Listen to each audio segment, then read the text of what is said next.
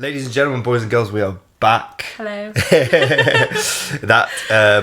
We're here at Tom Gilbert Show, bringing on my sister, Penny. Hello. First guest of the show. How are you doing today? I'm doing good. I'm doing very First good. podcast you've ever been So formal. invited onto. Yes. My time to shine. My time to shine. Yes, excited to share. I was just explaining the setup to Penny on the mics and everything like that. It's quite a fun little thing. But it's been a few weeks since we've done a podcast, and I thought enough of me sitting in the bedroom talking to myself. It's a bit sad. It's a bit sad. It's a bit So sad. get some people on it. But you're back in Plymouth. Yes, finally back in Plymouth. How are you finding it? Better than I thought. Yeah. Yeah. You were anxious before. So anxious coming back. But I think it's something that you just... I was actually speaking to a colleague yesterday, weirdly, and because she's a few years younger, and talking about like relationships and how long she's been with her partner. Yeah. And then I was talking about how if I looked at myself a year ago or spoke to myself a year ago, I'd never ever be able to predict I was in my position now. Yeah. But if I was to know, I would probably back then thought like, oh, I'm going to be such a mess. I'm going to be so sad, like crying into my pillow, blah, blah. But now that I'm back, you just don't predict like the people you're going to meet, the situations you're going to be in, even like little things like just driving home, you know? I'm a terrible driver. So being able to drive back from the Midlands down to Plymouth, like... You've got better. Me too. One time you crashed into a parked car. That car still parks there, to be fair. They really need to learn. But yeah, there's just lots of things that have changed about me. I would say in the last 3 years. Mm-hmm. But I think the last few months have been like quite a good push. Yeah. Can I give the bullet points of like the last few years? Okay. I won't go too personal. No, that's fine. If I said the bullet points, because I want to ask you something. I've got a few things I want to ask you. So the bullet points last few years, Penny, was moved away in a relationship. Yeah. Had to change your life, change your job, routine, change your structure, change new friendship groups. Relationship has been terminated. You now move back to Plymouth. Yes. And we don't need to go over any of that. No. That's what's done is done. I want to kind of talk about what's happened around it, because one of the first things, like, well, as a brother, apart from telling you just to suck it up and grow up, which I kind of got told I needed to be less tough love at one point, you said to me. But there was the bit you were saying was like about you feeling like it was a step backwards in life because you'd like work so hard to feel like you were trying to progress out of Plymouth, like where you were born, or you weren't born here, but where you've kind of mainly grown up. Yeah. And like you saw it, you initially felt it was a step backwards. Yeah. Coming back here. Yeah, I think... Is that still where your head's at? No, not at all now. But I think because it was almost like someone took that year and just went like... like blew it away. But I learnt so much within it. Mm-hmm. So like, again, back to the driving, I would never drive that distance before. And I had to suck it up, do it all the time. Drive up there. And then when I changed my career path for a little bit, just all these different skill sets that I would not have learnt if I hadn't have left Plymouth. Yeah. So, yeah, I don't... Kind of forced you to adapt a little bit. Yeah, exactly. Like having to live on my own, having to live with someone else, meeting loads of new people, meeting people with a Midlands accent. That's enough reason to move back. Just having to like fully push yourself out there. Even little things like going to a new gym. Yeah. Like it's all these different things that you have to face, and it was almost like a year of like facing daily new tasks and learning all these new skills. Then get to the end of it and someone going, cool, yes, we're going to put you back at square one again. Yeah. But the positive, I'm back at square one with all their skill sets, so I feel a lot more, even though, yes, back with the parents, we love living with Maria and Derek. Like, obviously I'm in a situation where I live with housemates, but if that wasn't the case, I'd still be back there. Yeah. Save a shit ton of money. Like, there's no pressure on, younger people. I mean, I turned 27 this year, and I would not take like, if the situation I had to, I wouldn't see it as a poor thing having to move back in. So you'd save a bunch of money. Yeah. Like, I don't see it as a bad thing. Like, some people just maybe, you know, buying a house is, you know, if you feel pressure to buy a house or anything like that, you know my views on that. But there's no right time to be anywhere or have achieved anything at any point in life, really. Like, I think moving away again, obviously, like, you learn stuff. There was a lot of things that there was a lot of positive impact and negative impact. Obviously, a lot of negative impact physically, which we'll get onto. But I don't regret going, because even down to like the career I'm in now, I wouldn't have been in it if I didn't go. Yeah. You know, and the people and the connections I have now from my job are so much better because I've been able to bounce around a few different places and come back to home base. And also, it's nice being at home base because I've got I've got my friends down here, I've still got my friends up there, so I've sort of just cast my net bigger.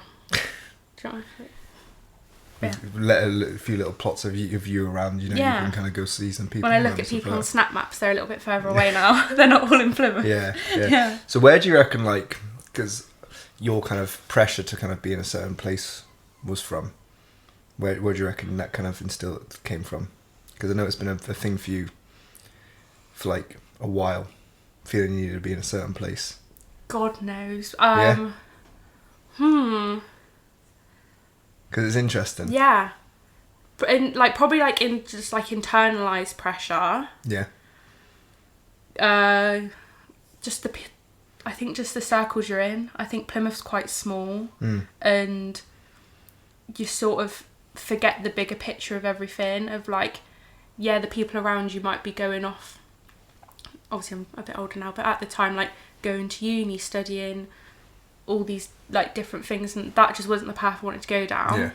I was thinking, if I do go into it, I'm going to be wasting another 3-4 years of my life, because it's just never going to happen for me.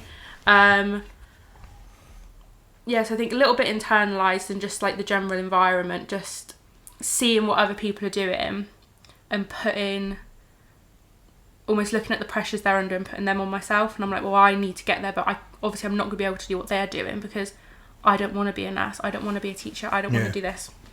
So you feel like you were internalising, obviously a lot of it, but you were comparing yourself to other people's situations and feeling like, oh, maybe I should be making these steps. Yeah, I think what I've learned, especially over the last like year and a bit, I take on a lot and I thrive a lot off of like external gratification.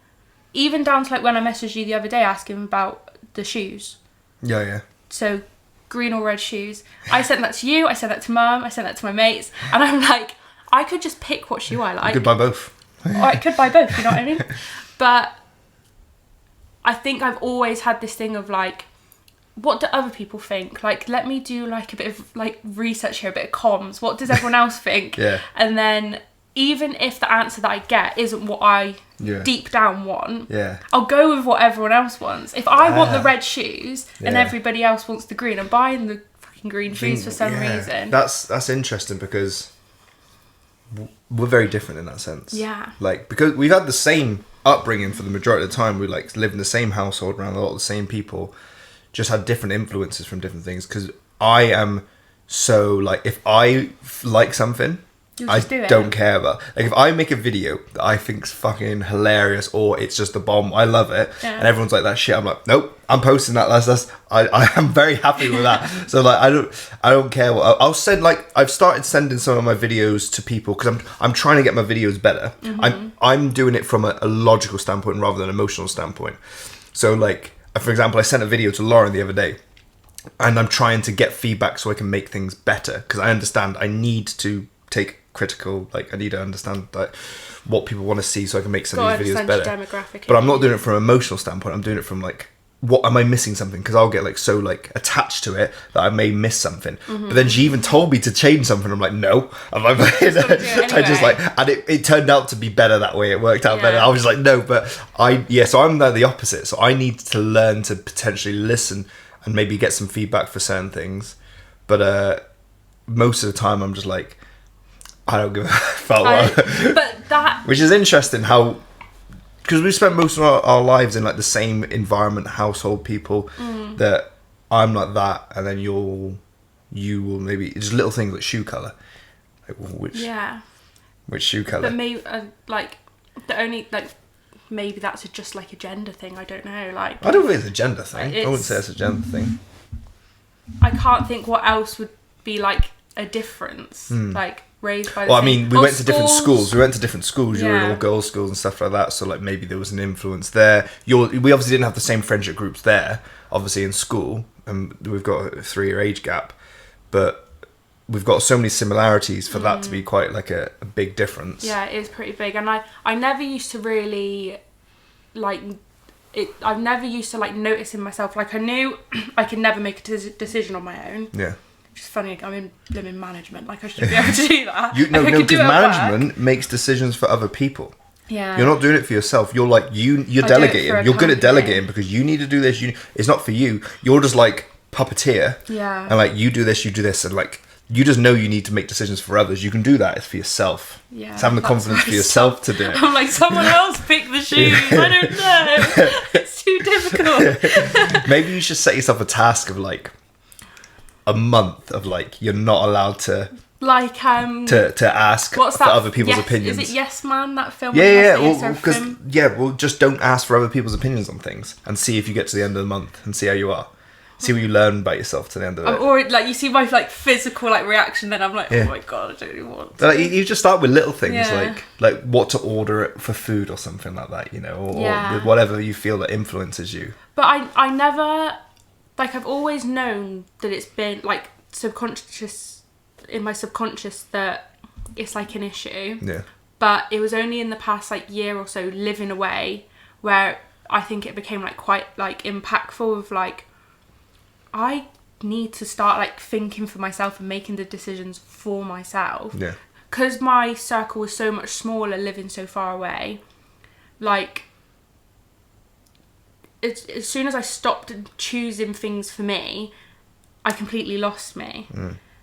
And that was when like the weight gain happened and I stopped doing things for myself, like just like general like hobbies or like making sure I go to the gym or looking after myself. I was literally like, and again, like a lot of people are like it, but get up, go to work, come home, cook, shower, sleep. Yeah. And that was like the cycle. And then my days off were like cleaning up to then start the cycle again. Yeah.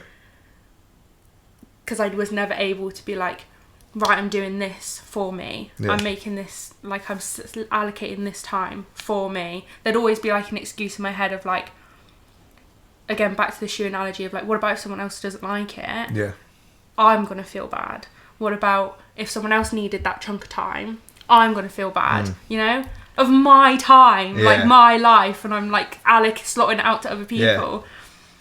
Well, then, I mean, because whenever I like think about planning out my week, like my schedule, obviously with my work I plan it with clients in, then the other stuff is like, when am I doing what I want to do? My training, my creative content kind of stuff, you know, my jiu-jitsu, like, and then mapping other things around that. Yeah.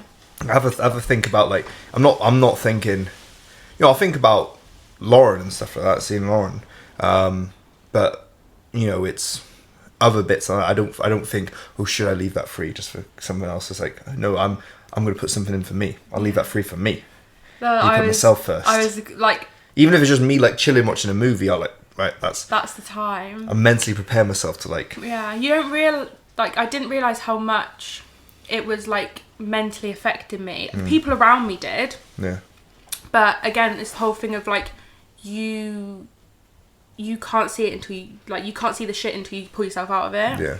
And I was like making myself so sad. Yeah. From like not even giving myself any time for me, even a little bit. Fitness, like even just like little things at work, if I wanted to do like additional like training to progress in something. And I think there's a lot of people like that, to be honest. From the people I work with, there's a lot of people who, let's say outside of the people who are just lazy, there's people who maybe have the desire to do some of these things, but yeah, they do struggle to just put themselves first. Yeah. But you're starting to put yourself first more. Well, now you it's come been back. a really long long process. Like breakups are good at that. Yeah. Put yourself first. I've had a few of them now. But I've not even like the relationship side of it, even just like the moving away. But I think my relationship with the gym and just like working out in general. Obviously, I'm lucky I come from quite a fitness orientated family, but so I've been going to the gym extremely on and off since I could get a gym membership. So like Life Centre when you were 13 or however old you had to be to go to Life Centre, and then like a few of the pure gyms with like the girls like through school, and then sixth form sort of a little bit more focused on it. I got like a few different PTs. It's been a bit intermittent. So 2 or 3 different PTs, and then like took a real nosedive. So it was like fitness here and there throughout the week, and then obviously as you get older, like partying, booze, like emotions are all over the shop, food, and then the like big pressures of like moving away, different jobs, like having to make new friends. You know, how do you socialise when you're in a whole new place and you've got to make friends quick? You go to the pub. You know, like how do you like make friends in work? You go out for a smoke break. Like it was hard to like create those quick friendships through like healthy habits, because the quickest thing to do would be like, do you want to go down to like the pub for a pint after work? Go out with a fag. Yeah. Well, it's because I mean that's the majority of people are like that. The majority of working environments and social environments aren't, shall we go gym? Shall we go for a run? Shall we go to that new healthy restaurant that's opened up? You know, should we just go for more people maybe going for coffees and that nowadays, you know, but it's like coffee cocktails, coffee cake, you know, fucking bottomless brunch. Yeah. You know, coffee turns into fucking cocktails, then cocaine. You know, it says, fucking, it was a coffee at midday and now we're out at midnight. You know, it's one of those things. So it's like, it's difficult. I mean, I'm in the industry where it's easy to meet people like that because it's people trying to want to make themselves feel better. But you're in a different industry in terms of like retail, where it's like the majority of people just in general aren't into health and fitness. Such a small percentage of people that actually go to the gym and want to look after themselves. Or if they are, like, if there are people in your environment, you never have the time outside of work to go and like do a gym session with them, because it's shift based working, so you're never going to line up with those people. Like, you can talk about it and that's great, that's like another outlet to have those people around you, but you physically can't like go and experience it with them. But yeah, I think then coming back, my main focus has been like slowly now building that circle up of like those core people who like provide that element to it. Like, we're able to go on runs, we're able to like go to the gym, like boxing classes, things like that. Like people that are interested in those type of things rather than, should we go to the pub? It's like when I was in uni or like just coming out of school, uni and stuff like that. Yeah, all the friends were like it, and I was in this environment. It's like, right, let's go out and get drunk. You know, I started the gym when I was like 15, 16, and I've continued it since. But like the friends that didn't stick to that were the friendships that, like, you know, they were the friendship group. It was like, yeah, let's go out, let's party. And I had a great time doing all that kind of stuff. But, you know, as I've got older, I've cherished like the friendships and, you know, finding the like-minded people who want to be into like the health and fitness. I realised I have to kind of keep myself in that circle of people who want to, you know, be better in that sense, because that's what keeps me on track for it as well. It's like, even with, like, for my birthday last year, I don't know if I told you this, like, people say, oh, what are you doing your birthday? You've got to get a few drinks and stuff like that. Me and my mates, we went over the park, took some boxing gloves, did some sprints around there, punched each other, went for a sea dip, and got some Thai food. Yeah. And I was in bed by 9:30. God, it's like, you know, day. I turned. How do I know? 26. I turned 26. I never remember how old you are. Someone asked me the other day, and I was like 27. I was like, I'm not 27 yet. I turned 27 in May. I forget my age. I'm only 23. I was 27 in May. I said 28, and I'm like, wait, no, I'm not 28 yet. I'm 27 in May. I'm 27 in May. 23. Yeah, so it's like you've got to make it easier, is being around people who are either doing what you're doing or where you want to be with it all. Yes. If you're if you're a drug addict and you've checked yourself into rehab and you go through rehab and you get off the drug, whatever it is, and then you go back to your old environment, very high chance you get back on the drugs. But if you take yourself into a new, better environment, there's a good chance you don't go back on the drugs. It's your environment, the people that you're in. Yeah. You know? If you're around I think fitness freaks. I always used to think is, like, again, going back to you are in that environment 99.9% of the time. Yeah. You know, the people like myself who, you know, it's hard to find time to slot in, get into the gym. It's hard to find slot in time to go to that gym class because you finish at 7, but the gym class starts at 7. Like, I always, like, when you watch them videos on Instagram and it's like, if you want to be into fitness, you need the fitness circle around you. I'm like, okay, cool. Thanks for telling me that. I ain't got time, love, because I'm shattered. So, like, I would sit there and think, like, how am I going to, like, get this circle of people? Like, how am I going to be, like, so invested and, like, look after myself? It's a long process for people that aren't in the fitness industry because, first of all, you've got to get over the gym anxiety. Like, the thought of, like, going into, even coming back to Plymouth, right?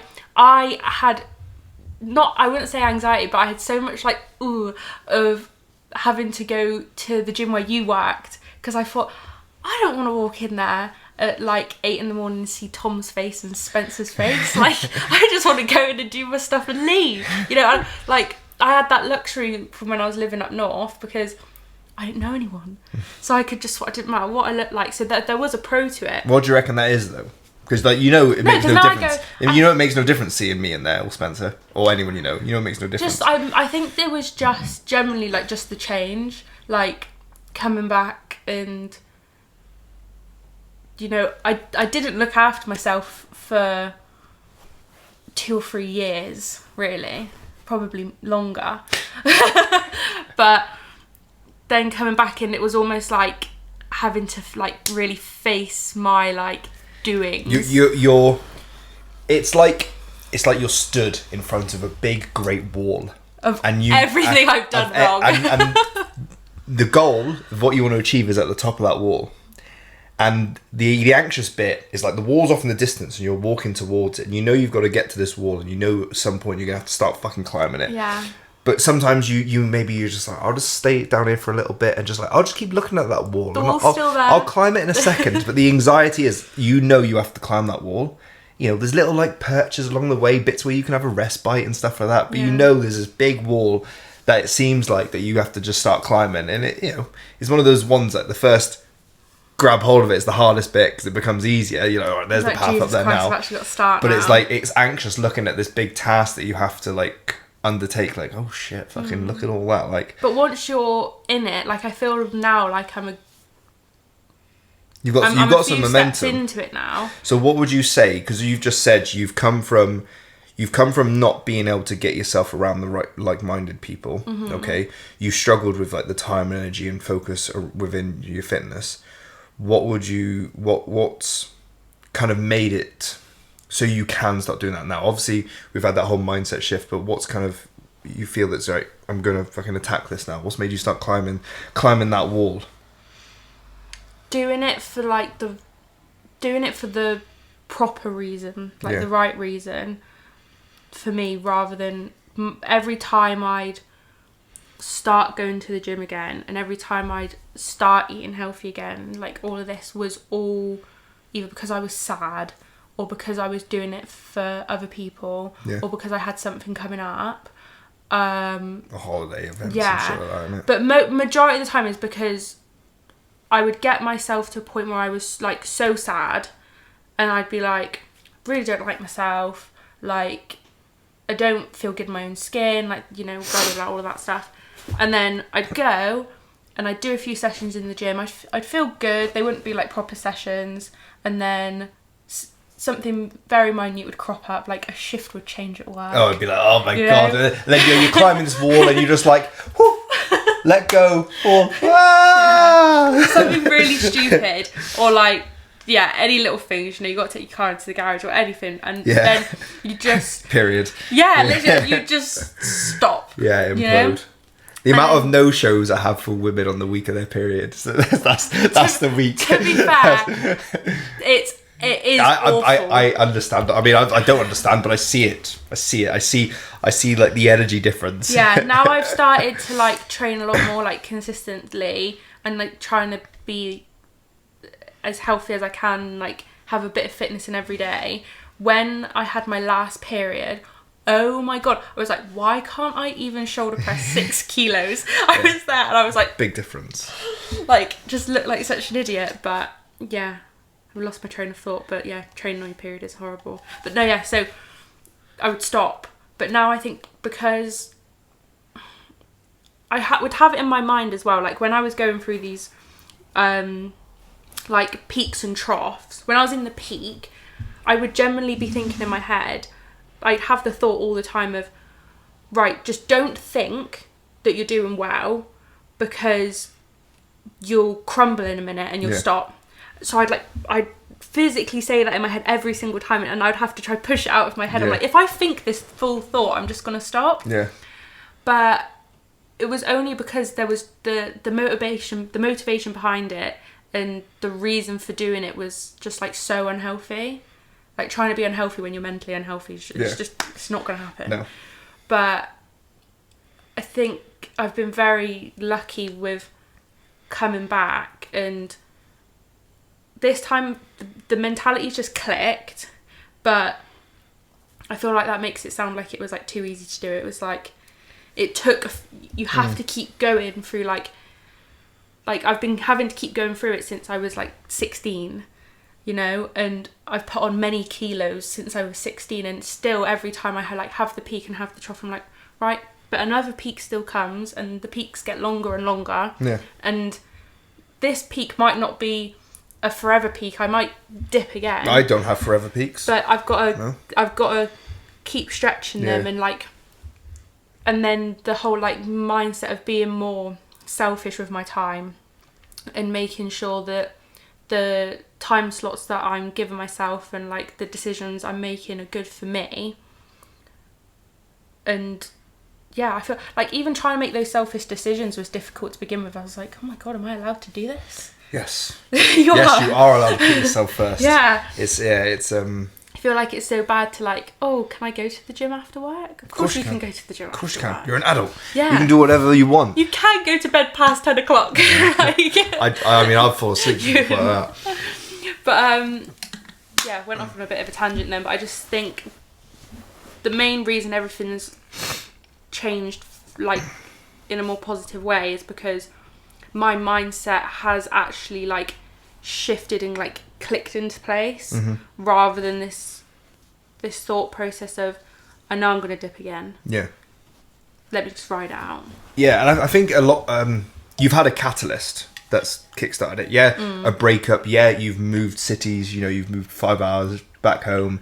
It's put you into like a fresh mindset. It's like, right, all you've got is you right now. New friends that you've started to kind of hang out with. Like you've come back and you've probably in your head be like, right, I'm coming back to a clean slate here. You can kind of start molding it the way you wanted. Now, some people don't have a breakup, or they get to move halfway across the country to fucking do this thing. So, sometimes that has been a big kick for you. I think it was a huge.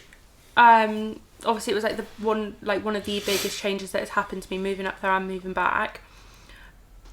And yeah, it was a huge kick up the bum. But I could have come home, just out. Not gone to work, not gone out and found a job. You've chosen to like, right, this is where I'm going to direct this energy.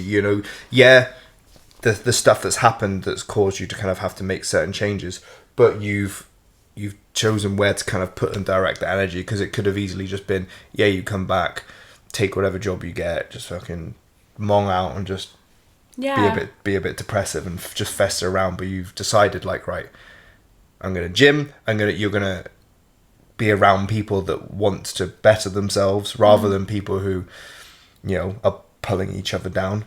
It's that kind of thing. I can actively see it as an outsider, like how you're acting. Yeah. You know, even like not drinking. You know, that was your own decision. Like, obviously I told you about my experience over the last year and a bit not drinking, but you decide, it was Christmas, wasn't it, the last time? Yeah, Boxing Day was... Christmas was it? You decided... My last drink was on Christmas Day, yeah. Christmas Day 2023. Yeah. And again, but that's a mindset shift. Like mine was, again, a mindset shift with the whole drinking thing. But then with the alcohol, I think that was, as much as like obviously having to come back home was a big kick in the bum, physically, like what I sort of understand to be like one of the main causes for my weight gain was wine. Lovely. I miss it so much. No. I just like stink of wine. It's not. But I found so much like comfort in wine. Yeah. Because, again, what I said earlier, making friends, you'd go to the pub, you'd have a glass of wine, and then it was, if I had a stressful day, I'd buy a bottle of wine. If I was happy, I'd buy a bottle of wine. Yeah. If I was sad, I'd buy a bottle of wine. If it was just me in the house, you know, I'm not doing anything on a Friday night, rather than, you know, maybe just having a cup of tea and watching a movie, I'd get a bottle of wine. Penny, you do not need this bottle of wine. Why are you buying this? First of all, think of the bank account. Come on. But, yeah, it just became, like, a bit sort of, like, sad that, like, every week it was just, like...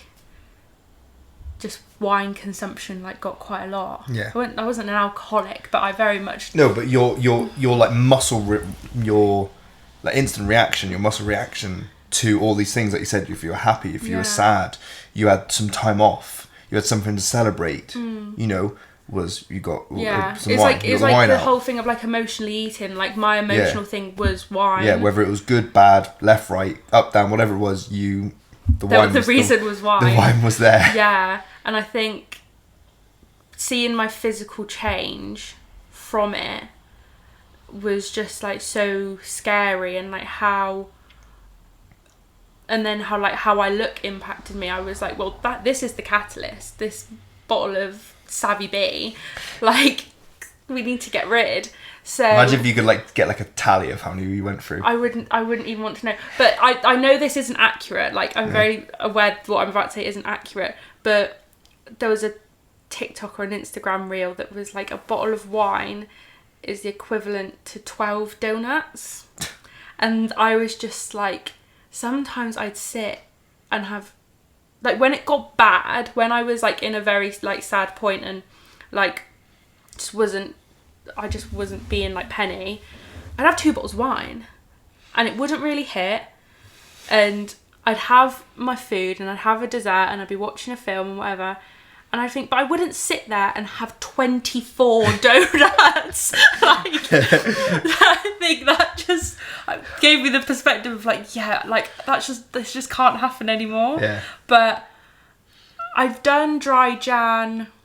Dad will correct me, but I think I've done dry Jan the past 3 years. Yeah. And I found like so easy to do. It's easy because a lot of people do it, and it's easy because it's accepted. Yeah. It's easy because it's accepted. Your reason not to drink in January is because I'm doing dry Jan. People accept it, but as soon as it gets to February and beyond, especially start to get into the summer months. Oh, you're still not drinking? Is there something fucking wrong with you?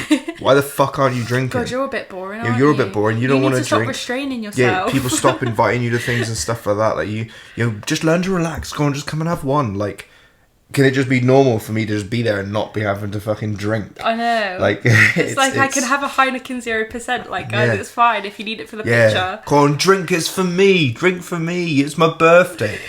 Well, why don't you just respect me as a friend? If anything, I'll probably ruin it. Just respect me as a friend. I do not want to drink. No, it's... Tell you what, I didn't... It's interesting. Yeah, it's... Those little...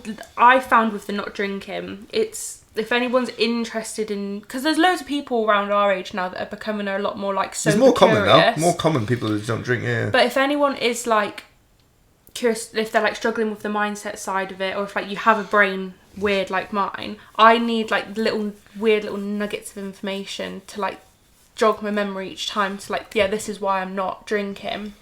So like there was one time when I was like first, like January had ended and it was like coming into Feb, and I was like, oh, I can't remember what the situation was exactly, but I just felt like I was really getting to the point like, okay, maybe I'm gonna break and have a drink.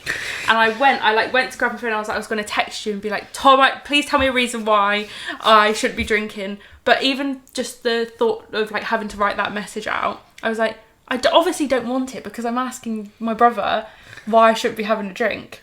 And then the whole 12 donuts thing, that always sticks in my head.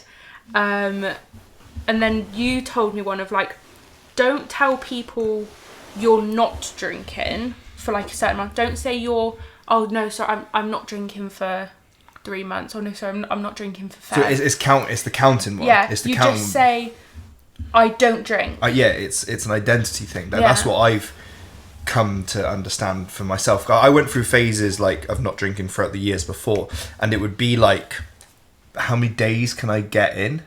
Like, you know, just so I could tell people a number. I was like, I'm sober for a month, I'm sober for 3 months, I've done sober for a year. But it's not about a number now. Yes, I'm aware how long I've been sober, but it's not the thing that's on the forefront of my mind.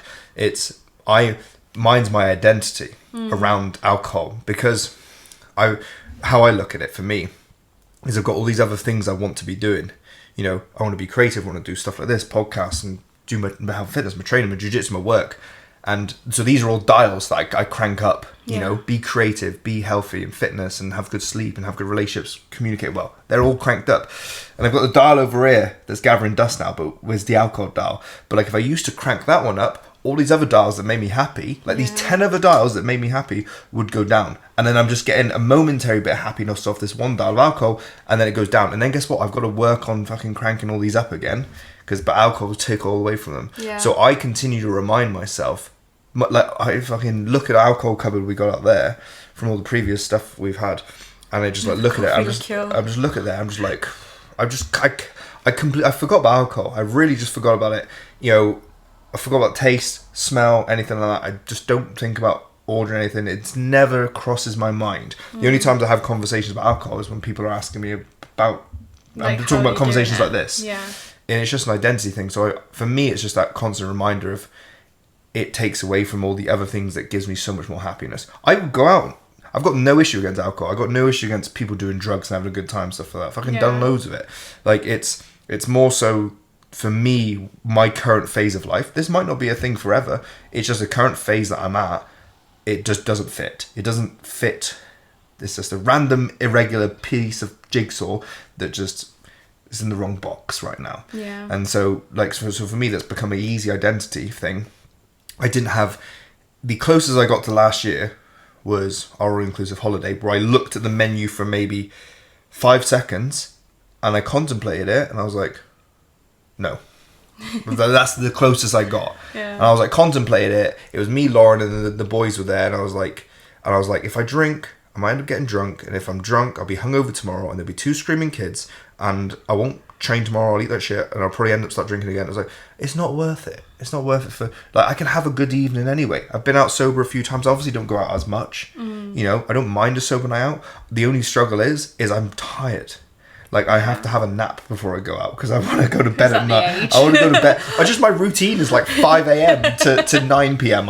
If you're saying, can we stay out at 1 o'clock, I need a month's notice to like reset my circadian rhythm. I'm like, right, I'm going to start going to bed a bit later. I'm like, just train for this. I gotta, this one night out. Can we not do this weekend? Can we do next weekend? I need a few more weeks to just like try to reset my clock.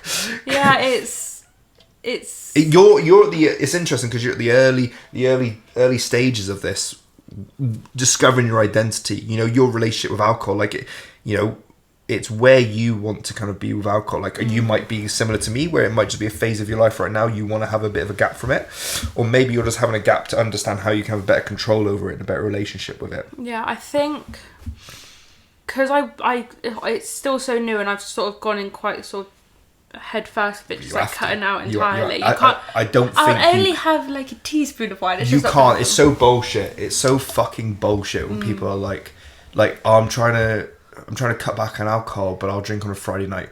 Motherfucker, if I'm drinking on a Friday night, previously it's like I'm getting fucking hammered. I'm drinking like 2 weeks worth in a night. Okay, so it's like it's very difficult. People will just bullshit themselves. You know, it's like, oh yeah, I'll be good with my diet Monday to Friday, and then smash all your calories, smash the food Saturday, Sunday. It's like, no, don't bullshit yourself. Yeah. I've bullshit myself before. We've all done it. It's like, you know, you've got to. I feel like if you're gonna go down it, you've got to. You know, you might just be someone who has a little bit. You have to just set your mindset. You have to pick your mindset early on. Like, I had to make the decision sort of first half of Jan that I knew I'm not drinking in Feb either. Yeah. And now I'm not. You've got to tell yourself. Yeah, I'm not drinking Feb. I'm not drinking in March. Yeah. You know, and it's also if the girl's like, oh, let's go for a drink, I'm like, it's very easy for me now to say, because it's part of my plan for the decision I've made for myself. Yeah. I will come. That's not a problem, girls. I'll drive. You know? You've got better at saying no. The first few no's were probably difficult. You probably took a little bit longer for you to say it. But you've like a muscle. You've trained it, and it's like your instant reaction is like, no, I'm not drinking, but I'll come. Like, I'll drive. Or maybe you're just not going at all. You don't want to be in that environment. It's like you've just got better at saying that. You say no to other things. So you're saying no to that drink because you know it allows you to say yes to, you know, your continued weight loss. Yeah. You go gym the next day. You can sleep well. I can get up and go to the gym. I can get up and... You can get up for work on time and not feel like crap. Like, your industry is an absolute awful industry to turn up hungover. You know, and so is mine. I've only been in the gym that I'm currently at. I've only turned up once hungover, and I thought I had a really short day, and I had a really long day. And silly mistake. Chaos. I haven't done that in years. I'm still young, but when I was like in my late teens, and I would go out with the girls on the weekend, or like a lot of us would have like midweek off, and it was like walkabout Wednesdays. Yeah. And you're absolutely hammered, and then you're in work the next day like, how can I help you? I'd be out 3-4 nights a week, every week. Like I'd go turn up work absolutely steaming. And it's nice to have. It's nice to have that like period of your life, and I think, maybe it was cut a little bit short because of COVID, but I think it just happened to everyone. I work with a lot of younger women. It's not that it's cut short. Again, we all just had to stop living. The phase of where you're in life, fucking in COVID. Oh my god, the amount I was drinking and fucking putting in my body. Oh my god, like it did. I sped up. I got worse in COVID. That is actually Health true. and fitness went completely into the bin. I hardly trained, and I drank and booze and everything else went up.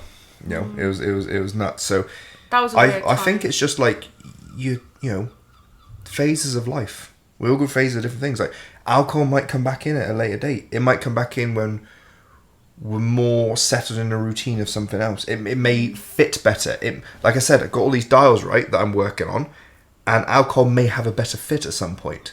But at the moment, it doesn't. Yeah. And the same with you and your own dials. Yeah. Maybe you've got switches. Who knows? Who knows what I have? Who knows?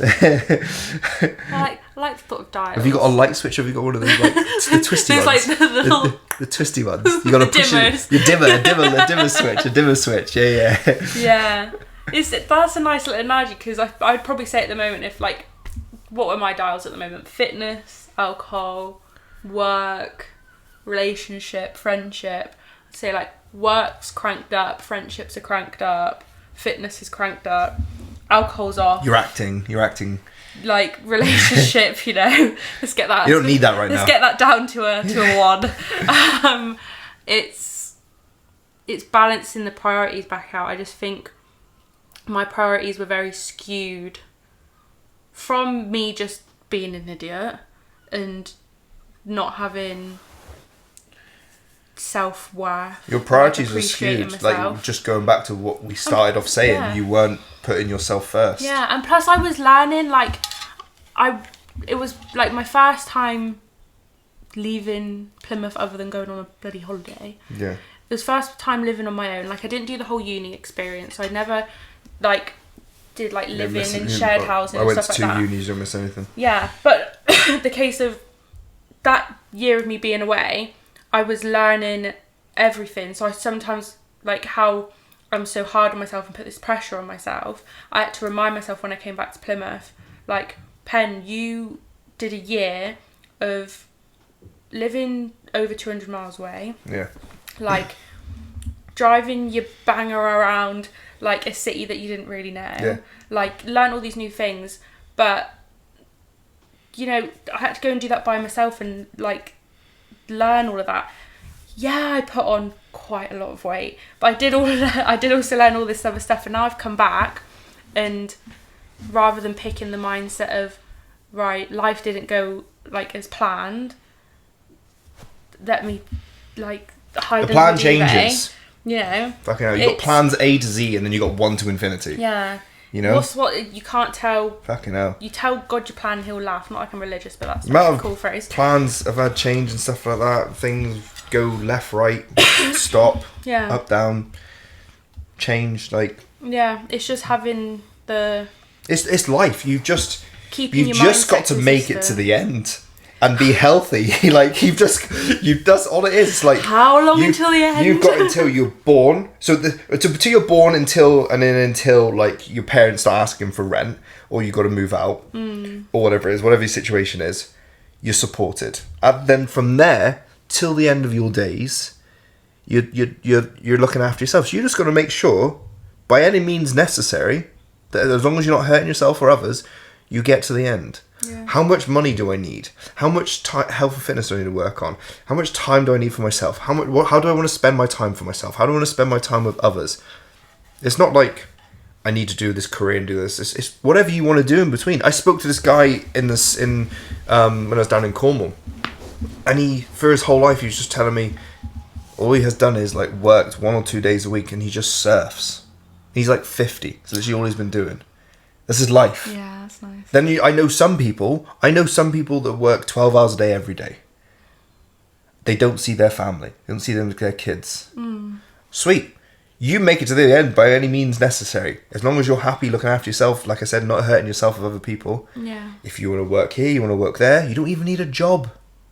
Just figure out how to get to the end. Just get money and get to the end. Yeah. Like, if you need £300 a week to get through life, you just make £300 a week to get through life. If your lifestyle goes more than that, okay, understand that you might have to tone down some of the socialising stuff and turn up some of the work stuff. You just got to make it to the end. Yeah, that's literally it. Like, I think, like, when we were speaking about, obviously, our mindsets being so different, and like the pressures that I put on myself, I think, especially when I moved, like, the thought process of like, okay, I need to buy a house, I need to do this, I need to do that, I need to get a better car, like, all, like, because you see everyone's buying a house on Instagram, everyone's getting a fucking everyone's Labrador, doing everything on Instagram, you know, like, somehow everyone's got the same bloody Labrador, you know, and it's like reminding, like, you don't have to go down that route. You don't. Everyone, I think school, then you do uni or college, then you have a partner, and you buy a house, you have kids, you get a dog, all by fucking 30. Okay, and then you work in the same job 9 to 5 from 30 to 65. And you become the CEO. You become the CEO or whatever it is. Then you take your pension, and then you die. Or how about I do whatever the fuck I want and make sure I just like don't die, and you could, again, you don't even need a pension. You could be still making your £300 a week some point at 70. Yeah. You don't need the pension, you know. This is fucking old conspiracy around putting your money into pensions anyway, but that's a different story for another time. But like, you just got to make it to the end. That's it. Yeah. That's literally it. It's easy. You do whatever you want in this life. Yeah, it's easy to say it, but then I'd forget. Like, I can get easily, again, you're on your period, hormones are flowing, like, you're not feeling yourself, and you just get this overwhelming thing of like, I'm not doing what I should be doing. Blah, blah, blah. All the time. Like, that's what I was feeling. I was thinking about it yesterday. Yeah. I was thinking about it yesterday. I was like, come back, and it's like, I've gone from a few years back, I was doing like 50-hour weeks in the gym. Mm-hmm. Now I do like 20 to 25-hour weeks in the gym. Okay? That's literally all I do. And then I do some online work at home, create content, prance around, make some funny videos. I spend my time as I want. But then I'm there sometimes, I'm like, should I be doing more? And then I have to catch myself and remind myself. I'm like, no, I'm doing what I want. It's life. I don't need to be trying to make more money and doing this. Like, I'm earning enough to get through my days at the moment, and if it needs to put where I need to earn more, I find other ways to earn more. It's like, this is life. I don't need to have something accomplished by tomorrow or X, Y, and Z and be fucking earning, you know, fucking 100, 250 grand a year, whatever it is. Like, I'm just going through life. It's life. It was so constrained to kind of like have to go through certain tasks and stuff like that. It's like, it's life. We're all here just to experience a journey from birth to death. Not trying to get any spiritual or anything like that. I'm not religious at all. But like, that's it. It's like, there's nothing else to it. Where do you want to live? I want to live here, I want to live there. I want to see them, I want to see yours. I want to be around these people and experience those things. Yeah. It's your canvas. But even you're saying this, and in my head, the mentality of like, okay, but what does my house need to be like this person's or like this person's? So do you need a house? You know? You don't even fucking need a house. No. Do you need to have kids? Who fucking cares? It's like, one thing I like to think about, people like ask me, when Tom, when you have kids, or are you going to get a dog? Or, like, I think, right, if I was on my deathbed right now, would I be upset if I did or didn't do that thing? Then I try and put myself in like 85-year-old Tom, 90-year-old Tom. They're like fucking dying. I'm like, Rip. I really wish I had another kid, or I had some kids, or I bought a house, or I bought more houses. It's like, yeah, it's, you can't see into, you can't predict it. No, 100%. But then if something, let's say, let's use the kid thing for example. Let's say we don't have, you don't have kids, I don't have kids, you know, kind of thing. It's like, okay, well, that time I just fill it with something else throughout the life. Yeah. You know, yes, the idea of having kids to some people is such a big thing. Just using kids as an example here. But you just, along your journey, you just replace it with something else. You end up replacing it with something else. Yeah, it just fills in the gap. My idea of what my life was like, gonna be in, my idea of what life was going to be like in the future 6 months ago, a year ago, is very different to me now. Now, if I don't even like the thought of like, what's your 3-year plan? What's your 5-year plan? No. Like, oh my Too God. much can fucking change. I can't with that question. World war's kicking off across the continents, you know, so it's like that's I'm gonna go on the front line. I don't know. Yeah. You'll be conscripted. You'll be taken out there. I understand why some people need it and some people like a plan, and it's just made for some people. For some people, it gives them false hope. It either gives them false hope or direction. Some people will make that plan and execute it, and some people it's just fucking good for them. So I couldn't. Again, it's your life. You do what you want to do between birth and death, okay? And some people just have the plan there for like it's always that carrot that they never fucking reach, but it gives them hope. It gives them like this fairy tale or whatever it is. It means something to them. And again, nothing wrong with that. But I mean, for me personally, fucking hell, maybe I know what I'm doing this weekend. You know, I know obviously I got work and stuff like that around it, everything like that. But you know, but like it's not like that massively planned out. Like, you know, where are you gonna be living next year? We'll see. You know, like, who knows? I'm moving in. It's not that deep. No. It doesn't need to be that deep. Like you can fix the problem. You wanna make sure you're putting in enough thought for yourself and being considerate for yourself and the important people that you want to allot that time to. But other than that, I had a client the other day who was talking to me. She's been in a job that she's been in for probably maybe nearly 30, just over 25 years, something like that. Amazing. 25 years, if I'm getting that right. And it could get to a point where maybe she changes that. And she's just there, like, it would be like salary sacrifice, stuff like that, things would be changing. And I was just like, but look at all the positives of this. You've been in the same position, the same job, and you progressed through it and stuff like that for like such a long part of the majority of your life. You've been doing it longer than you haven't, and it's like you now at a point where things could be flipped up. Yes, income changes. Yes, security changes. Okay, now just figure out how to do the rest of it. Yeah. You now have so many more opportunities to do other things for yourself. She's change in things the up. Start of her second book. Things can change. And I was talking about all the positives that could come from it. Yes, it's stressful. Oh my God, what's not stressful? I have constant anxiety every day about different things. But you just learn to like, it's not that deep. Yeah. You know? It's just not letting it get to a point where it's mentally and physically like impacting you on a regular basis. I think it's natural to feel like a healthy amount of anxiousness because it shows you care about what you're doing. Yeah. But like, and again, if you were to go through every day just like neutral, it'd just be such a love. I snuggle up with my anxiety passion. every night. Love you.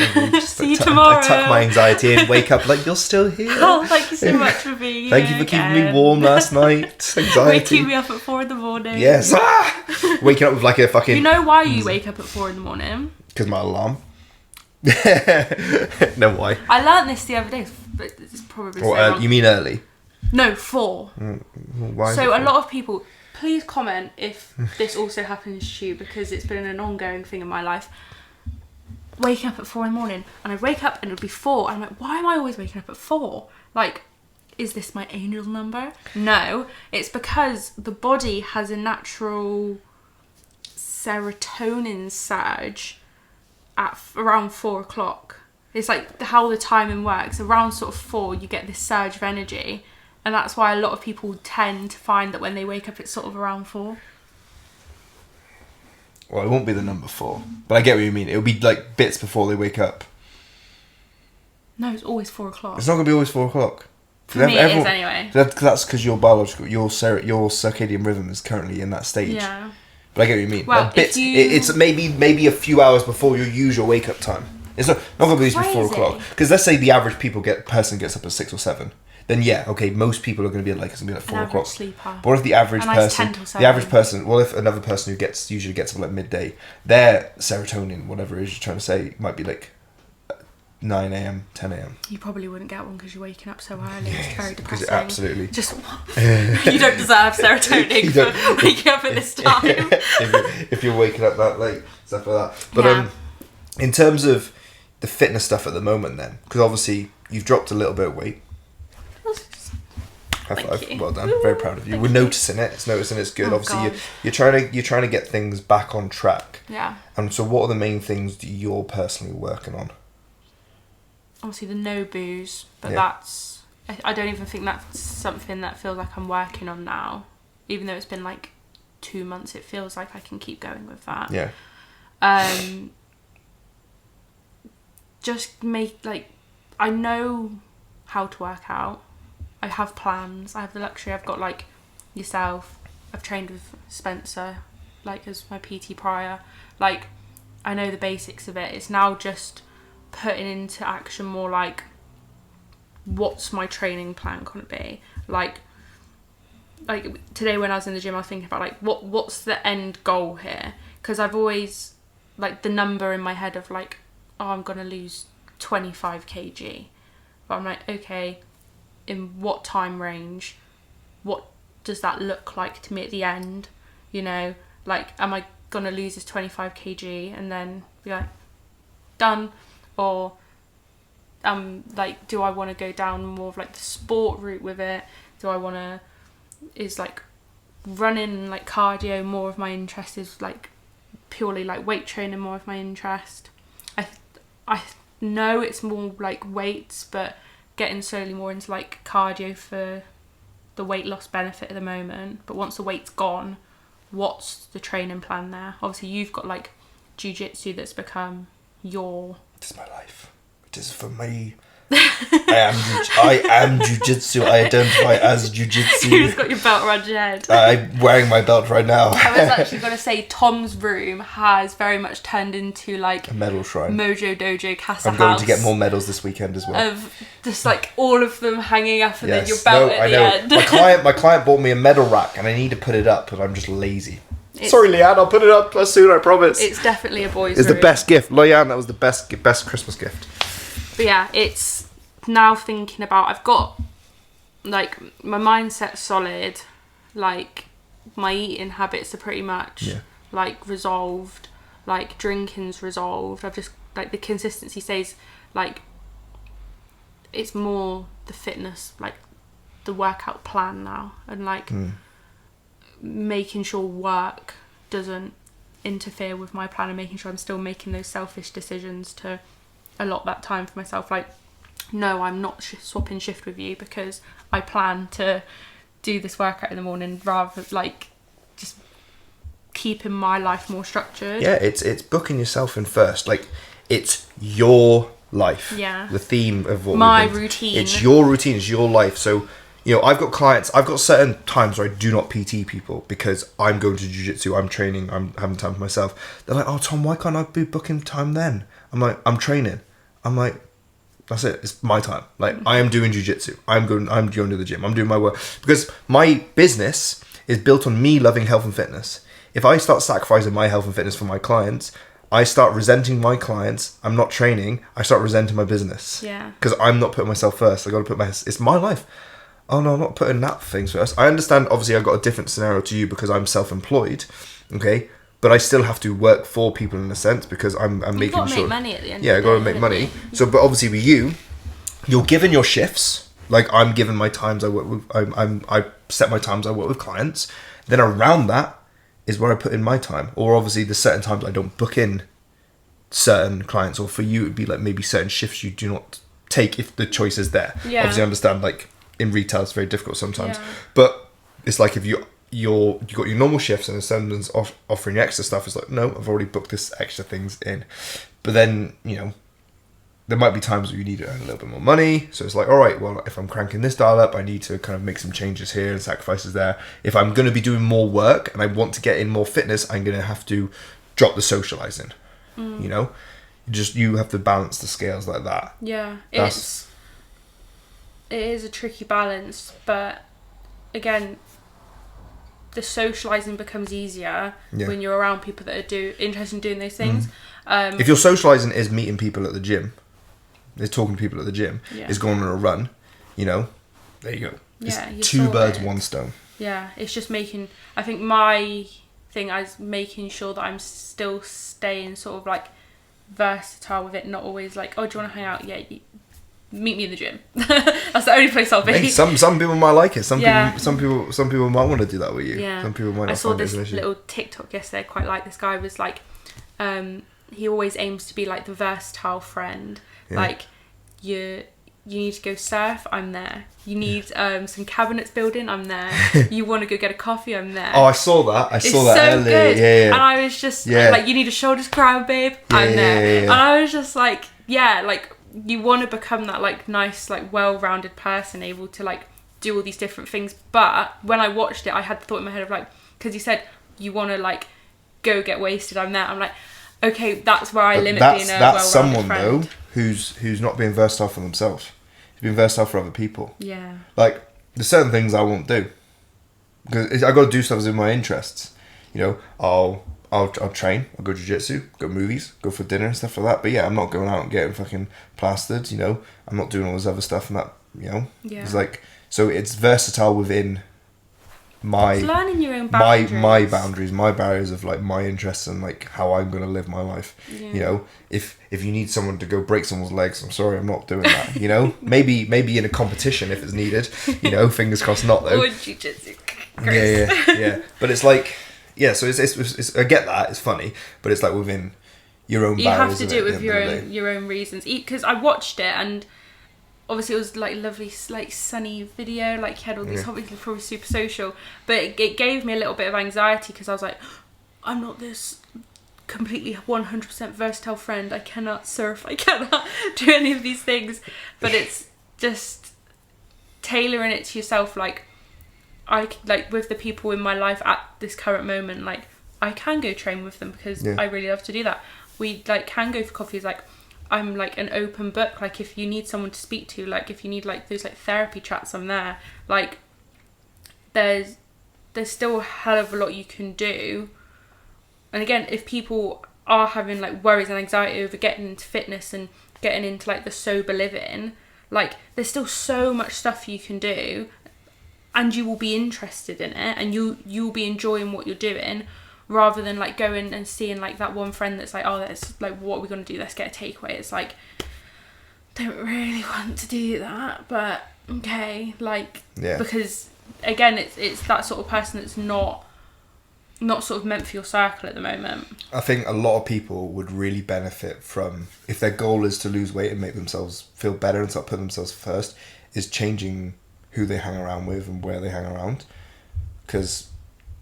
You know, I'm not trying to say like maybe certain people are holding you back, but it's just like it is. It's stopping you from like going, fleeing the nest and doing your own bit, because you're around people that are in a position. Let's say all of your friends are overweight and you want to lose weight. They don't care about losing weight. You feel comfortable around them because you're all fat. You're all overweight. Yeah. Okay? You all, have a high body fat percentage and outrageous BMI, even though BMI is bullshit anyway. So you feel comfortable.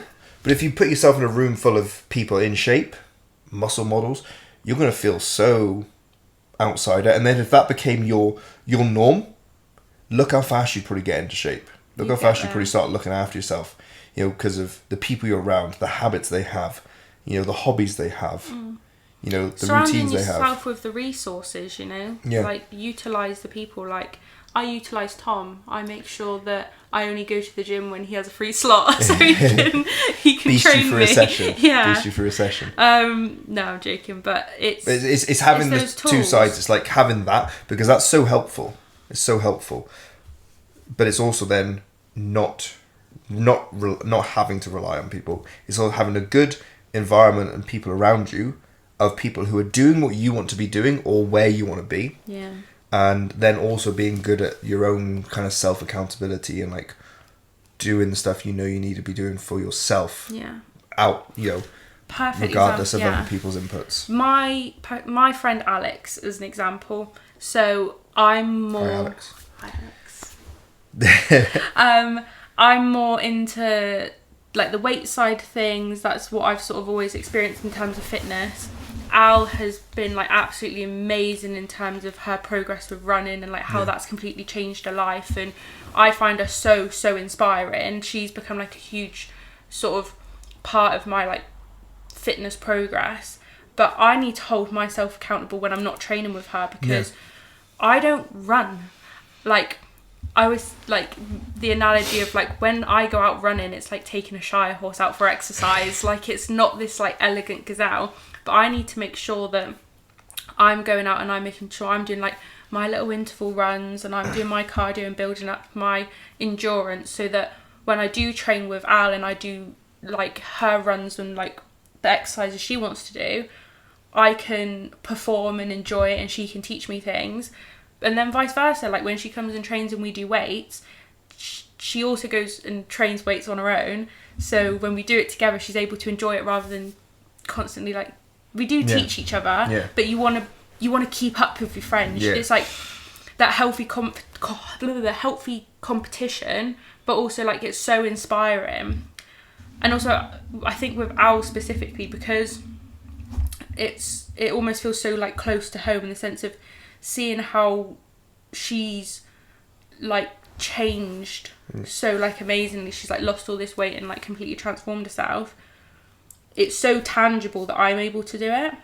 So I think back when I was living in Darbs, or like back before I even moved, and you sat on Instagram and you're scrolling through and you see all these, have this pill and all your water weight will be gone and you'll go from a size 20 to a size 6 and like all this, like, look at this girl, she did this incline walk every day for 3 months and she now is a Victoria's Secret model. Like, it's just not real. It's not real. It's not like tangible, and you don't feel like you can relate to it at all. I think also if you can, it's so niche with my situation, but if you can just find something relatable like that, it makes the motivation so much more easier to believe in. Like when I go and train, I'm like, I know someone that's gone through this successfully and feels amazing. I want that amazing feeling. So training just is so much more easier now, because like the belief, like I back myself now, like the belief is there, because again, the people I'm with, like, she's done it, she smashed it, and now she's inspiring other people. Yeah, I'm like a few steps behind, but I'll get there. Like, I know I'll get there, and then I can inspire Billy, who's gonna do blimmin' get on Billy high rocks with me in a few years. Like, it's nice. Everyone is, and again, like we just said, like, you're a few steps behind. You don't need to be at your health and fitness at a certain point. if you've got a goal, as long as you're continuing to do the stuff you know you need to do to get yourself there, and you're not falling into that trap of insanity where you're trying to do the same stuff over and over again and expect a different result. Because there's loads of people that end up doing that. I've had cycles of that as well. It's like, why is this not working? Continue doing it, no result. Continue doing it, no result. You got to adapt and change if you want to try and progress. You got to increase the intensity, try and come at things a different angle, do the stuff that, do the hard work. You'll continue to make progress, but there's no set stage you need to achieve certain things. You can just achieve it at the rate that you achieve it. As long as you get there or you don't get there. Yeah. You spend your health and fitness days as you want to do it. Yeah. And health and fitness is good because what you were saying before about not knowing where to take it. Like, SMART goals, like specific, measurable, achievable, realistic time. It's stupid. I think it's absolutely stupid in terms of health and fitness, because you start putting specific, measurable, blah, blah, blah, blah, blah, involve it, and then you put life. Emotions. Well, just life. You just put life. You just put life. Life encompasses all of it. If you put life, it's SMART L. SMART plus life. Okay, so as soon as you add life, specific becomes very difficult. Measurable becomes very difficult as well. Achievable becomes maybe questionable as well. Realistic definitely becomes questionable. Time out the window. Yeah. As soon as you add life to it, there's so many factors that just throw the spanner in the works. They're like... It just doesn't make... It doesn't make it seem possible. I had someone recently, one of my clients, he lost so much weight last year, and he's never set a goal of how much weight he wanted to lose. But he told himself, his birthday's coming up, and he said to himself that he wanted to be a certain weight by that birthday. He'd end up fell ill, and he put himself to a position where he wasn't going to achieve that weight. If he had to achieve that weight, he would have made himself insane doing it. And then it became unenjoyable. He spent a whole year or over a year trying to lose weight. Losing weight with no set goal of how much and when. As soon as he set himself a time frame to lose a certain amount, it become a frenzy. Yeah, it just became disheartening. Yeah. But I just said to him, okay, we're not going to lose this weight by then, but just see how much you lose by then. And then ignore you've already set this goal, so let's just stick with that. And then just... And it's like, what's going to happen what happens on that day when you're not that weight? Let's say you're 2 kilos over. Birthday. Let's say no presents for you. No cake. Yeah. So it's like... Candles blown out. But it just showed the mindset shift. Yeah. He had over a whole year doing fantastic. Put the pressure of that one goal, had to be a certain weight by a certain time frame. And it just... Then life came involved. He had life the whole other time, but as soon as he started going specific, measurable, all this other stuff, trying to set a target time frame, and then plussed it with life, the illness that came into play, stuff like that, it just threw it all out the window. It just threw it all out the window. So then it started stressing him out. Then it made it like he didn't want to do it, and it's like then it ruined your motivation because I'm not going to achieve that, so why am I even bothering? Just do the stuff you know need to be doing. Okay, have a rough idea of where you want to get to, or you can have a specific idea of where you want to get to. Don't be too stressed on time. Just monitor progress. Just ensure that you're progressing over time. If you're not progressing over time, switch it up. Yeah. Figure out what you need to be doing right. Even learn from what works and what doesn't work. And keeping it enjoyable. Yeah. Don't. Yeah, you might be doing this plan. It might be working, but if you're going and thinking, oh my god, I've got to go on this fucking Stairmaster for half an hour today, and it's making you want to rip your eyeballs out, and you're going, no, Thomas, do not put me on this fucking Stairmaster one more time. Switch it up. You had me doing the ski yesterday. Yeah, you like that. And I loved it. Yeah. And I would have never touched that machine on my own, because I'm like... What is it? Yeah, what is that strange contraption in the corner? But you got to keep it interesting for yourself. And I have no gym plan. Well, I know. I see some of the things you're doing. I have no gym plan. I love training, but I have Tom doing headstands in the corner. I have no gym plan. I have no gym plan. I have things I want to achieve with the gym, so I make sure I get certain attributes in there, but I have no gym plan. And some people might not like the idea of that, but I've been training so long, I know what I need to be doing. Okay, yes, a plan may make progress better with a bit more consistency, but I prefer to put in, enjoyability over it. And is enjoyability a word? Enjoyment. Yeah. But can enjoyability be a word? Put it on a t-shirt. Tom, enjoyability with Tom. Enjoyability. Enjoyability. It just worked. Tom. It just came out. Enjoy the enjoyability. The ability. So is enjoyability a word? No, I don't think No, of course it's not a word. It just came out. Like, it was like I've said it before. I probably have said it. You have. I bet you've been there in a session like, oh my god, this session has been so enjoyable. We're going to work on today. We're focusing on enjoyability. And then my clients are like 6 a.m. Put it in the app. 6 a.m. like, yeah. Not questioning it. What was the enjoyability ranking of this workout? What enjoyability score would you give this? No. Oh god. So, anyways. So let's say I mainly train full body. Mm-hmm. So that gives me such a wide spectrum of what I want to train each session. Okay. So when I go in, I'm like, what do I want to do today? Do I want to warm up some cardio? Do I want to do some stretching, some core stuff to warm up? Do I want to work on some rotational stuff? Do I want to do legs to start off with, pressing, upper, lower? Do I start just get an arm pump? Okay, do I want to go on the treadmill? Do I want to go on the ski? Like, I just bounce from what exercise I want to do to the next one. Like, and I'll still make progress.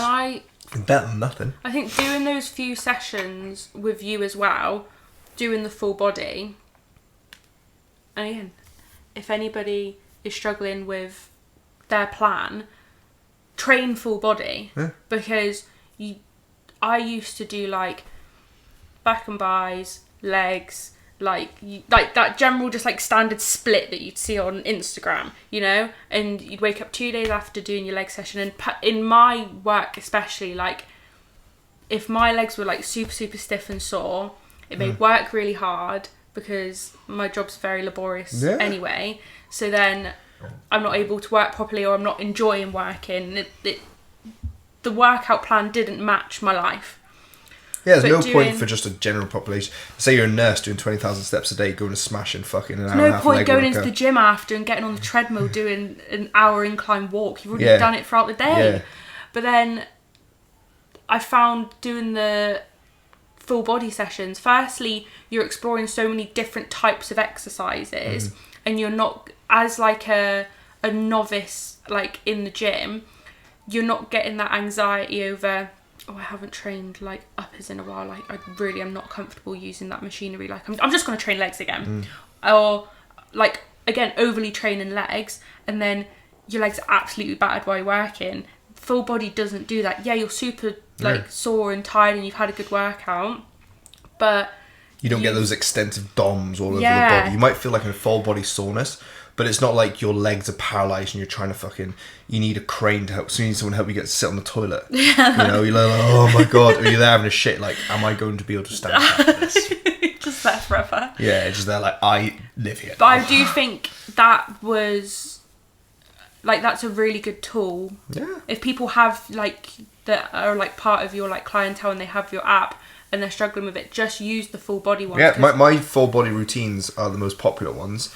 And it's the routine package that has the most routines on it, because I feel it's the best way to go. And even if that's not how you want to train in the long run, if you do want to do that, like the split workouts that you see all over Instagram, start off with the full body, because you'll find out the exercises that you like doing. And then you can start tailoring it when you get more experienced. It's like, I know that assisted pull-ups isn't my vibe when it comes to exercise, and when I train back, I just really don't like using that piece of machinery. I feel far too exposed to the gym. But doing those different full body workouts, not super impactful on my body. I feel really like there's a lot of reward from doing that type of working out, because if you don't manage to go to the gym 3, 4, 5 times a week, if you're only able to get in 2 sessions, 3 sessions, at least then you've managed to move each part of your body and give each part a little bit of attention. But also you start to learn, you know what, maybe I don't like to use, maybe I don't like running on the treadmill, maybe I like more running outside, so maybe I should be running to the gym, doing my weights and running home. Like, being able to adapt it for yourself. Yeah, like, because obviously I do myself full body training, But sometimes I've given myself the routine of doing full body. I go to the gym, but I don't do full body. I'll end up just doing upper, just because that's what felt right that day. That's what felt comfortable. Maybe my legs were still a little bit sore or something like that, or just being lazy, or maybe I just do just legs and didn't do it much upper. Full body, telling myself I do full body training just gives me that flexibility when I go in to do what feels right for the training. Like I said, I do have things I know I want to achieve with the training, so I do make sure that that is incorporated. But the rest of it is just like go with the flow. Yeah, I enjoy it so much more. Obviously, my jiu-jitsu is the main focus. Before jiu-jitsu, I used to have a structured routine with gym training, but now the gym training is around the jiu-jitsu, and I use it. The goal is to supplement the jiu-jitsu and tick a few other boxes, like, you know, aesthetics, continuing to look good, feel good, be mobile and stuff like that. But the rest of it is just like gym training enjoyment. Because obviously I'm fatigued from jiu-jitsu, my energy is not as high for the gym training. I just do what I can. I make sure that I tick the boxes and I can just go in and enjoy the gym training. Like, so it's me being fatigued for the gym is from jiu-jitsu is like someone being fatigued from their job. You know, I have my job, I have jiu-jitsu, and then I have to make the gym fit. I do gym 1 to 3 times a week. You know, make that fit. Sometimes I'm not in the mood to do gym training, so I just kind of go through the flow, and sometimes I am. Yeah. You know, I just like kind of make it easier for myself by giving myself that flexibility of when I go in. I do push myself to do new things, challenging things, try new things, you know, experiment with things. I think that everyone should do that. Do tough exercises, do things that challenge you. But I just give myself the variety, flexibility of it. And I don't put my pressure on myself to feel I need to do it. Sometimes if things just aren't feeling right, I'm like, fuck it. I'm just like, you know, maybe this isn't working today. But I don't beat myself up. I just learn from it. I'm like, you know, is it, you know, am I doing too much training? Do I need a little more rest? Do I need to put my gym down a different day? You know, and then I just work around that. Yeah. Like, you know, it's just, you got to be... We all have bad sessions. Yeah. You've just got to be so kind to yourself with it. Like, this is probably going to sound really stupid, but if you start really overly practicing, like, being kind, like, even if you're just, like, in the gym and it's, like the other day, that lady with, like, the cool hoodie on, and, like, this lady looks so cool. She's on the treadmill, and I just thought, Jesus Christ, this woman looks phenomenal. And, you know, with the whole thing of gym anxiety and not sure about how you're training, like, beating yourself up over I'm not doing enough and blah, blah, blah. If you start first practicing kindness just in the gym and you see other people working out, you don't even have to say it to them, but just like, they're smashing it. Or like when like me and Al are like driving around and like someone's running, we're like, yeah, go on, like you've got it. Like, project that kindness onto other people. You don't have to go up and say it, you can just say it to yourself. You'll then naturally start doing it for yourself. You know, like seeing someone in the gym like struggling to do like bench press, and then there's me struggling to do bench press. And I'm like, well, I didn't... You said you've helped a few people in the gym with just saying stuff to them. Yeah. Yeah. You know, saying the bits that you know. Yeah, it's, you know, you don't want to go too far with like, you don't want to make people feel uncomfortable by it. But if you feel like it's the right time and you want to share that little bit of knowledge, and if there's a risk of them hurting themselves or blah, blah, blah, don't want to come across as a know-it-all, but, you know, if you feel like you can, like, build that little bit of community, you might make a mate out of it, you might not. You might just help someone out with, some form or something, but I think it's just helpful, because if, like, you're not going to say it to someone else, why are you saying it to yourself then? Like, I saw a girl today, and I was like, wow, she got a really, like, nice outfit on, that's so cool. Practically wearing the exact same outfit, yeah. You know, like I was like, wow, she looks like really gymmy, like quite Instagrammy. She had like, you know, like the Converse, she had like the baggy joggers with like the shorts underneath, she had like a matching set, and I was like, wow, she's really like done herself up. And I was like, Penny, you're literally wearing the same jacket, the same grey joggers, the same Converse in a different colour. Why aren't you feeling the same about yourself? Yeah. But you just need to start showing your, like, that appreciation for yourself, that whole thing of like romanticizing life. Like, start romanticizing the gym and, like, you know, going in and like appreciating that you're able to actually go, appreciating that you have, not to get super deep with it, but like you've got the money to go to the gym, that you're able to walk into the gym. Like I always think of like our grandma, she's 90, and like she can just about walk around Asda. Yeah. And I'm like, right, you stay there, hold the trolley, and I can whiz around in 10 minutes and get everything for her that she needs. Where if I was to leave her on her own, risk of falling, like she wouldn't be able to pick up the whiskey bottle to save her life. So then just having that appreciation that I can do those things, and like I'm going to the gym so that I can do those things for longer. Yeah. You know? Just gotta be kind, you know? Gotta be kind to yourself. Yeah. Because I wasn't for the longest time. Like, I have this picture that was taken of me in the gym when I was up north, and I was sat on one of the benches, and I was pretty big. It was early in the morning, I didn't look fresh, but I just remember what my mindset was like in that moment, and I was just like this fuzzy feeling of like, oh, I need to shift this weight, I really don't like myself, like blah, blah, blah. And looking around at all these like other gals in there, that the gym I used to go to was very much like a get your tripod out, like film yourself doing your set, and like I would never dream of filming myself, Jesus Christ. But they all looked amazing, and now I'd look back and I'm like, these girls look phenomenal, they've worked so hard. But in that moment I was angry because I was like, why would I look like that? And I was like, Penny, because you sat on your ass for months on end, drinking wine, not doing anything. Obviously you've had other stuff going on, but you've not put the work in. They have, so they get to reap the reward of what they've put in. But it's now just understanding, there'll be a lot of people that feel like that. Yeah, appreciate how you are now. Appreciate that you're trying, you're going through it. Yeah, you might not look like, I can't think of anyone, but like Kim Kardashian, if she naturally looked like that. You know, everyone's going to look different. If we all trained the same, ate the same, we'd all still look different at the end of the day. Yeah. So that body image thing I put up earlier that you replied to. Yeah. So it's like, you get a lot of people who are obsessed with wanting to look a certain way and trying to get their happiness out of that. When I noticed firsthand and have experienced it with myself, that it's not getting to a certain point that makes me feel happy.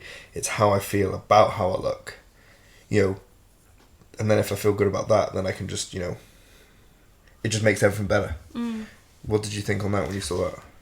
It like really struck a chord. That's why I responded, because I look the same. My body has not, I've lost a little bit of weight, but my body does not look like what it looked like 2.5 years ago. The weight is still here, like even though I've been going to the gym since I've been coming back. But the confidence comes from knowing that I'm putting the work in, my mindset's there, I'm doing good for myself. So if someone else wants to look at me and say, you're a bit chubby, or God, look at your thighs, or God, I don't know, like, God, you're chunky. Like, okay, that's a you thing, not a me thing, because I'm fine with how I am right now, but I know I have a plan of where I'm getting to. Yeah. You just worry about yourself. Where I think previously it was just like hatred, and like if I was just to stop gymming now, I'd go back to that. You just don't love yourself, and I think go back to wine o'clock. You can't, that whole thing, if you can't love anyone else until you love yourself, like you just can't. Like, it's totally impossible to put appreciation onto others and be happy for other people and all those sort of things if you can't do it for yourself. So you have to start from square one again. You have to like circle back and just like appreciate what you're doing and put the time in. Because my confidence, like I would, to the general public, I'd say I'm more introverted, but I'm extroverted with the people in my life. I would say now that I'm exercising more and I've put that time in for myself, I'm becoming more extroverted. Like, I like when I was back up north, I'd get anxious the thought of having to go somewhere on my own because I didn't have that confidence in myself. But it all just came back to like how I looked and like the mentality of it all, where once you start putting those things in place for yourself, now I'm like, it's those silly things you don't think, like, why was I worrying about that? Like, why was I worrying about going to watch like a football game or like a rugby game, or like, why was I worrying about going to a Pilates class with my friend because of like what people would like perceive of me? Once you start like looking after yourself, the confidence will naturally come, because there's no question of how like you're treating yourself. Like, other people can question it, but they don't know what you're doing behind the scenes to like improve on yourself. Like the whole thing with drinking, people will say, oh well, you're a bit boring, or oh, why are you restraining yourself so much, or do you have a problem? No, you don't know the full story, so thank you for putting the judgment on me, but I'm just doing it because I have a plan and I have like progressions I want to make, and I'm way happier for it. You know, you didn't want to see Penny on the sofa with like 2 bottles of wine, like very like sad. Penny now is a lot better. That's good. Thanks. I was gonna ask you what advice you'd give to someone that was you several months back, but I think that covers it. You know, you've got that plan of what you're doing, of what you're trying to achieve. You're clear. We've answered. We've had that mindset shift, you know, with the environment and stuff like that. But I feel like last bit is just kind of like nailed it on the head of like, you know, you're doing it for you. Yeah, I've like just had to keep reminding myself like my progression. It's been so long because I've had to get to the point where my mindset's like solid now, and that just takes time. There's nothing else but time that's gonna like fix that. Yeah.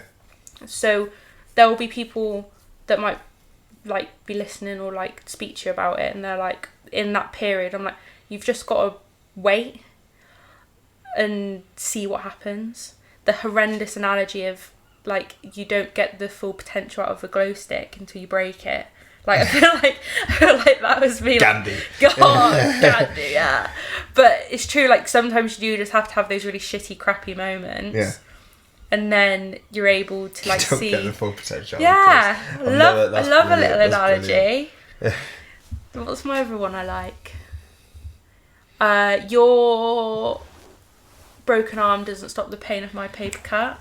Doesn't relate to anything we're saying right now, but that's one of my favourites. Yeah. Doesn't. How'd you say that one again? Your broken arm doesn't stop the pain of my paper cut. Yeah. Just because your problem's are bigger than mine. Yeah. Doesn't mean mine doesn't hurt. Yeah.